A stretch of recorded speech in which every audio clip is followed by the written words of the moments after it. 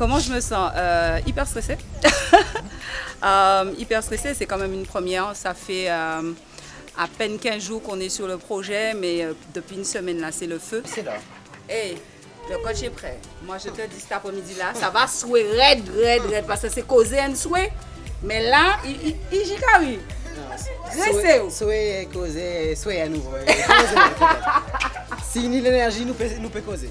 C'est un moment privilégié que je vais partager avec les gens de ma communauté et d'autres, hein, parce que figure-toi que les copines, quand ils ont fait, ils ont invité les copines. Et donc là, on va être à pratiquement une trentaine, normalement cet après-midi, et on va vraiment vivre un bon moment. Donc le stress, je pense que, mais c'est normal, hein, on est toujours très stressé parce que ça prouve quand même qu'il y a un enjeu, que je suis humaine, tout simplement. Yemuna va déjà présenter la petite après-midi. Et puis ensuite, je viendrai avec un bon échauffement pour bien préparer le corps. Je proposerai à certaines filles de se mettre à la piscine si elles le souhaitent. Ça va être plus sympa pour les filles qui ont peut-être des douleurs au niveau articulaire, au niveau des genoux. Bienvenue mesdames à cette première édition de Fil et Outils, la toute première étape, messieurs et dames. Ce jour-là, il va falloir le marquer d'une pierre blanche. Le cadre est agréable, l'horaire aussi, parce qu'on a bien souhaité, mais on n'est pas trop souffert de la chaleur, le soleil, etc. Donc c'était vraiment impeccable. Quand tu as des gens au champ comme ça là avec toi, ils sont obligés de passer bien, là tu causes vite de coup. Elle a en parlé, la fille.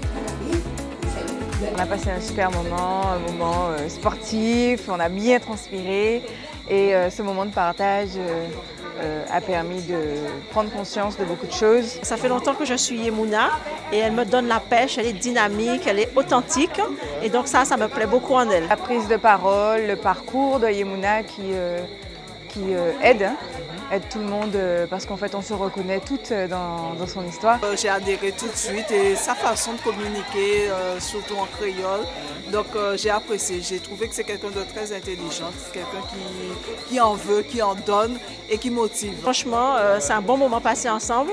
Alors je me suis reconnue dans la démarche et c'est vrai que c'est pas facile.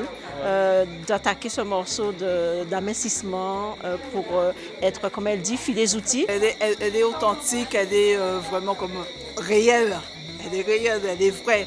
Donc elle n'a pas peur de communiquer sa joie, ses émotions, son vécu. Donc je dis qu'elle est authentique. Mais en tout cas, c'est un bon challenge et j'encourage vraiment toutes les femmes qui ont envie d'être bien dans leur peau, avec des rondeurs ou sans, de suivre son parcours et puis de répondre aux didates, quoi. Ça m'a confortée dans la démarche parce que tu sais, quand tu lances un projet comme ça, un petit peu branle-bas-le-combat, tu balances ça, tu ne sais pas finalement si ça va fonctionner ou pas, ou en tout cas si ça va répondre véritablement à l'attente des gens.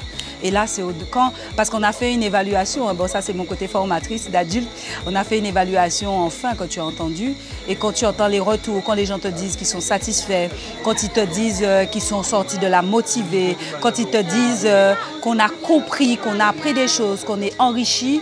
Voilà, j'ai tout gagné et ça me donne le courage de continuer.